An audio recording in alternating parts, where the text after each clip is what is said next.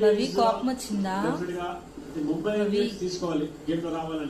భవి కోపం వచ్చిందా?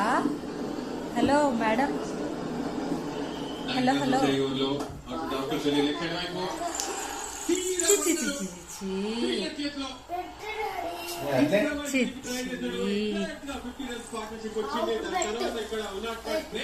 కోపం వస్తే కింద పడుకుంటారా ఎవరైనా?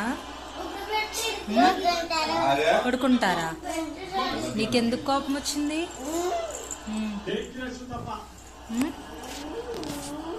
ఎందుకు కోపం వచ్చింది? ఇటు చూడు. ఎందుకు